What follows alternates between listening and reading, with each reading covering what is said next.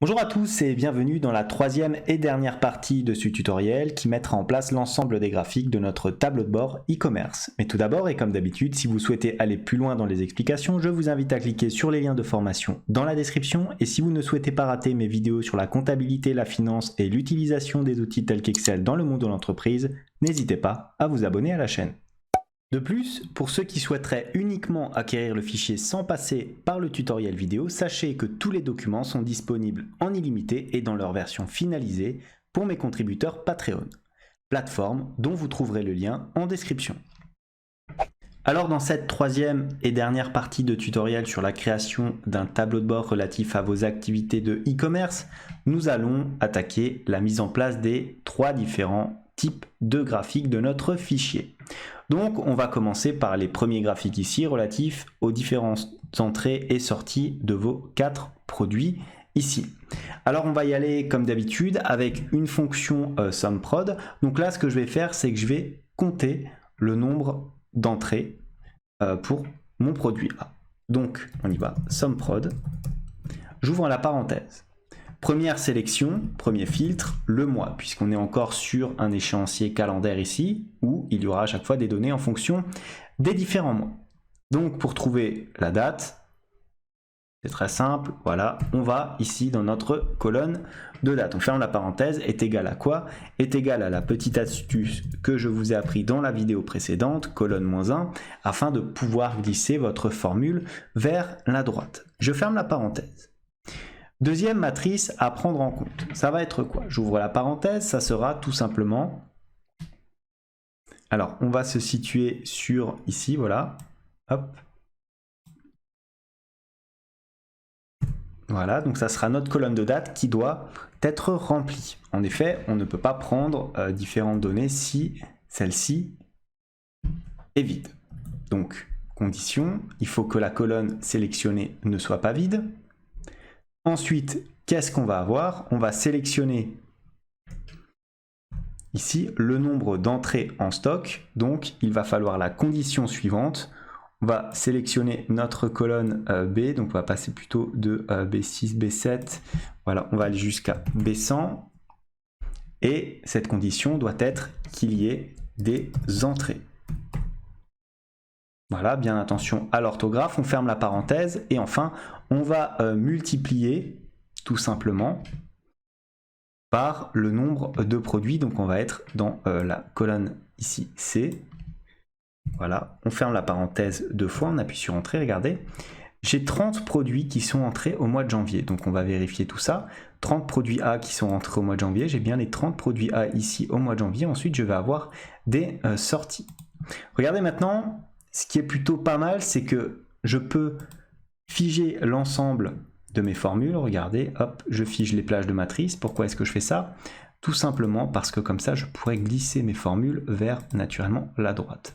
Hop, j'appuie sur Entrée. Je fais un petit copier-coller de ma formule. Comme ceci. Donc on a normalement, on va faire un petit check, hein. Là, on a 80 entrées. On va regarder combien est-ce qu'on en a pour le produit A. On en a une, deux. Alors, on est à 30. Entrée, entrée. Et on a encore une entrée ici. On a bien 80 entrées pour notre produit A. Une fois qu'on a fait ça, alors c'est très simple, vous allez voir, on va faire copier-coller et à chaque fois, on va modifier la première formule. Donc là, entrée. Donc, qu'est-ce qu'on va avoir maintenant? On va avoir plutôt sortie puisqu'on cherche à avoir le solde. Donc sortie, voilà, j'ai deux sorties comme ceci. Je fais un petit clic droit, copier, coller de ma formule, comme ça.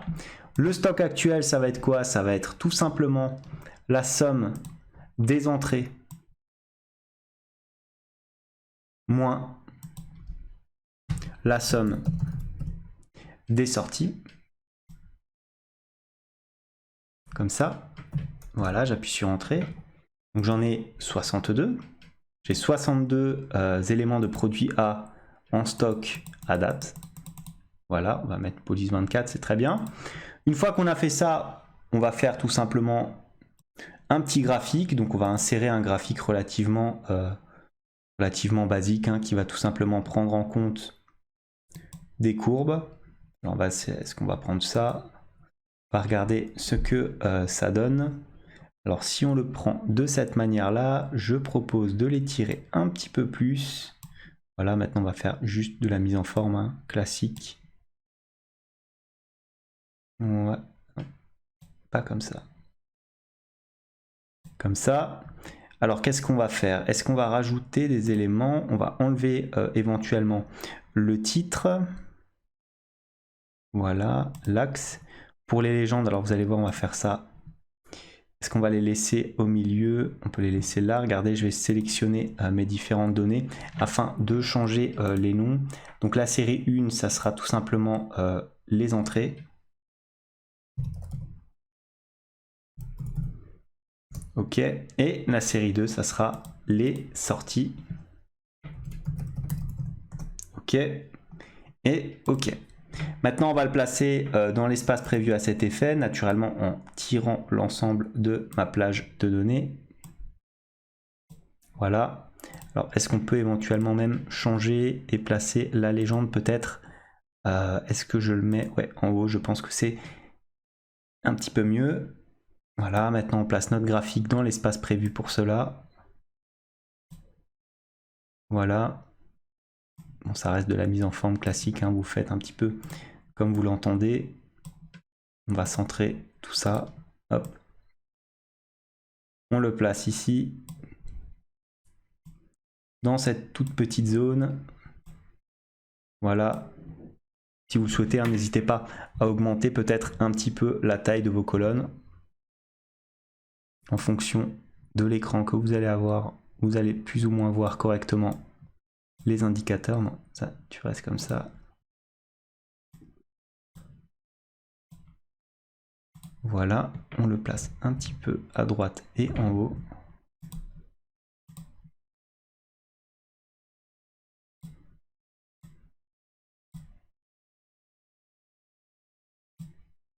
Voilà, on va le mettre comme ça. Au moins, on n'aura pas de soucis. Hop, on fait un petit clic droit pour enlever les bordures. Sans contour, voilà, donc on a les entrées et nos sorties qui apparaissent ici. Maintenant, ce que je vais faire, c'est que je vais éventuellement copier la formule que nous avons ci-dessus. Alors, on va copier même, je propose même de copier les deux. Voilà, CTRL-C, CTRL-V.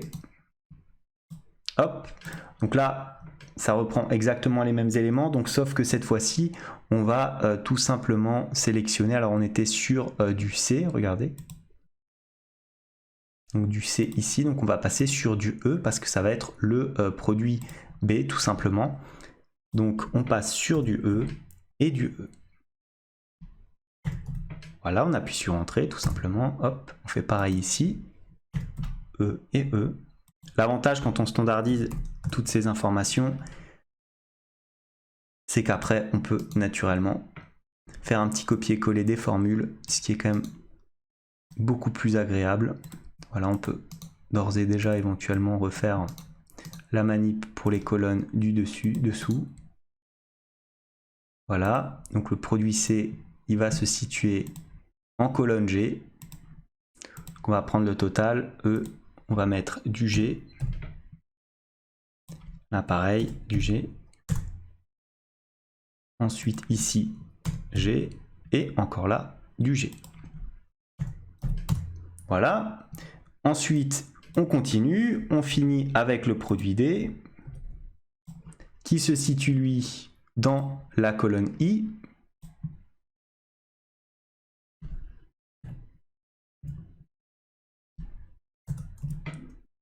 Voilà, et encore un I.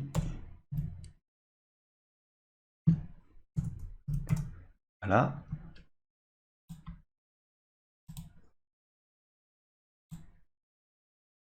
Je vérifie rapidement, je n'ai rien oublié. Une fois qu'on a fait ça, on va tout simplement copier-coller. Bon, déjà, on va tirer nos formules.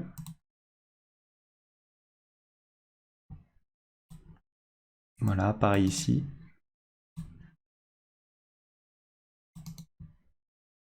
Voilà, on va reprendre ça, pareil. On copie-colle notre formule. Copie-colle même carrément l'ensemble des éléments. Voilà, CTRL V qui s'applique. Donc c'est les éléments en stock à l'heure actuelle. Maintenant ce que je vais faire, c'est que je vais faire un CTRL C, CTRL V de ce graphique à chaque fois. Pour le mettre dans différentes cases, je vais juste changer la source. Alors pour les entrées ici, ça va se passer maintenant sur cette ligne-là. Voilà. Et pour les sorties, ça va se passer à présent sur la ligne là. Voilà, on appuie sur OK. Encore une fois OK. On fait passer le graphique dans l'espace prévu. Voilà. On fait un CTRL C, CTRL V. On fait exactement la même manip, mais pour la ligne du dessus. Voilà, sélectionner tout simplement. Entrée, on modifie. On le fait passer là. Voilà. Pour les sorties, pareil, on modifie. On le fait passer ici. Voilà, OK. Et OK. On met notre graphique maintenant dans l'emplacement. Alors attention, je l'ai mal sélectionné. On va le mettre ici. Voilà. Et enfin, pareil, encore une fois, on va mettre notre graphique comme ça. On va changer la sélection des données. Les entrées vont être sélectionnées ici. Les sorties vont être sélectionnées un petit peu plus en bas. Voilà. Voilà. Voilà, on le met comme ça.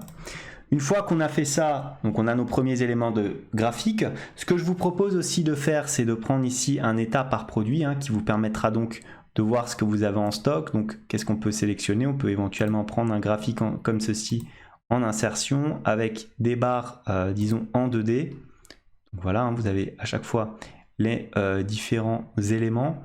Alors qu'est-ce que je peux éventuellement faire? Je vais plutôt le faire comme ça. Tiens, je ne vais pas m'embêter. Je vais le faire comme ceci, égal à ça. Quand on fusionne des cellules, c'est jamais très pratique, donc je vais plutôt me simplifier la vie. Voilà, je vais prendre ces 4 éléments-là. Je vais aller dans Insertion, je vais prendre un graphique comme ça. Voilà, donc là, je me retrouve avec quelque chose d'un petit peu plus propre. Ça ne changera rien, vu que de toute façon, on aura l'égalité qui va se mettre en place. Comme ça, on enlève les axes, on enlève naturellement le quadrillage. On double-clique à chaque fois sur mes éléments de graphique. J'enlève ici la largeur de l'intervalle pour avoir véritablement des lignes bien complètes. Voilà. Je peux maintenant placer tout ça alors dans l'emplacement prévu à cet effet.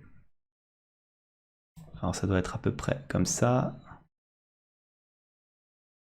21, 41. Ah, il y a un petit souci au niveau du sens. Vous voyez, il n'a pas sélectionné comme je voulais qu'il le fasse. Par conséquent, il faut aller dans... Vous voyez, parce que là, ici, je me retrouve avec le 41 qui se situe au-dessus. En fait, je suis dans un ordre inversé. Donc, pour ce faire, il faut que je remette...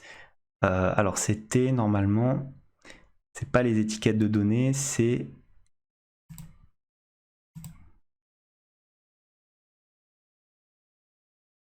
les axes, voilà.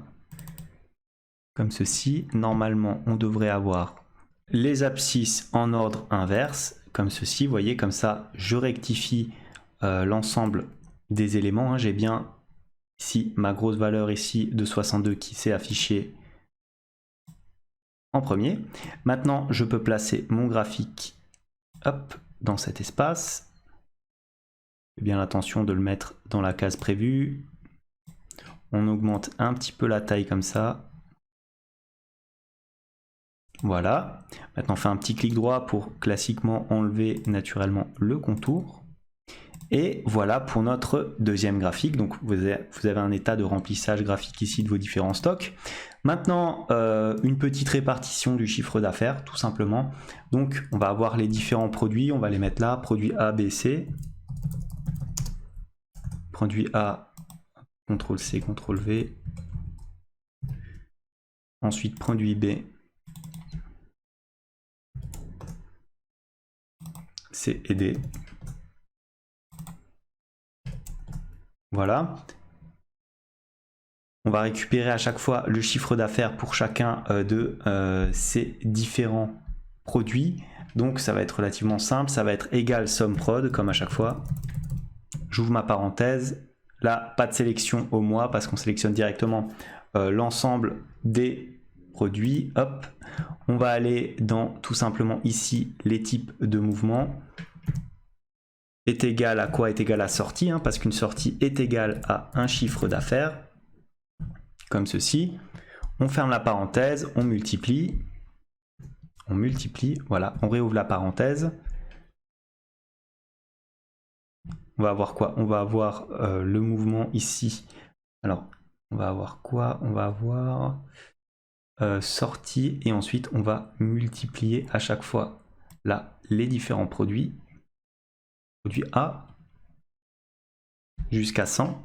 Pourquoi est-ce que je rajoute ça? Pour la simple et bonne raison que je ne peux pas sinon tout simplement prendre le montant ici global, hein, parce que là il s'agit de l'ensemble des produits. Là je ne veux véritablement que les produits A multipliés naturellement par leur prix unitaire, c'est-à-dire ici la colonne D. On ferme la parenthèse, on la ferme normalement 2 fois, on appuie sur Entrée, on a quoi? On a du 108 en termes de sortie. Ensuite, je fige mes différentes plages de matrice.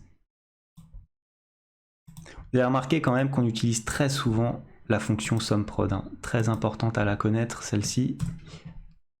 Hop. On va faire un petit copier-coller de la formule ici. Donc là, on va changer. On passe de CD à EF.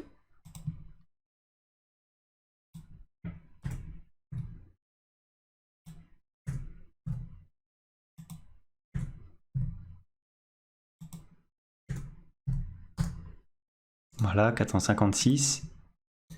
Avant-dernière formule. Ensuite, on passe de EF à alors CD, EF à GH.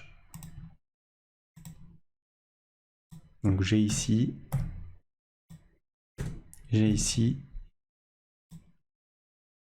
H et H. Voilà, 177, enfin la dernière formule à prendre en compte. On va avoir IJ. Donc I ici.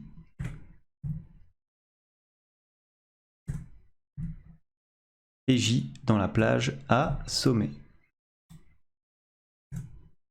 Voilà, on appuie sur Entrée, on regarde vite si notre chiffre d'affaires correspond. Alors on est sur du 1002, hein, donc on peut checker avec le chiffre d'affaires qu'on a mensuellement ici. Vos données doivent s'entrecouper de manière correcte. Une fois qu'on a ça, alors est-ce qu'on peut éventuellement, on va même, regardez, on va sélectionner ici notre plage de graphique, on va aller dans Insertion. On va prendre un graphique en secteur, hein, vraiment très très classique. On va le mettre comme ça. Alors au niveau de la disposition du graphique, en disposition rapide, je vous propose de mettre éventuellement des pourcentages comme ça et d'enlever peut-être le titre, voilà, qui ne sert pas à grand chose finalement. Voilà, donc répartition du chiffre d'affaires par type de produit, comme ça vous avez une vision directe de l'ensemble de vos différents éléments. Voilà, vous pouvez passer éventuellement dans cette case-là, sans contour. Alors là, qu'est-ce qu'on peut faire? On peut éventuellement mettre en gras et augmenter un petit peu la police. Comme ça, plutôt, voilà, en police 10. Et voilà donc hein, finalement votre dernier élément de graphique. Voilà votre tableau de bord e-commerce totalement terminé. J'espère que ce tutoriel vous a plu. Si tel est le cas, n'hésitez pas à liker la vidéo, à poster aussi éventuellement un commentaire de suggestion, à vous abonner à la chaîne si ça n'est pas encore fait. En tout cas, moi je vous dis merci et à bientôt pour un nouveau tutoriel.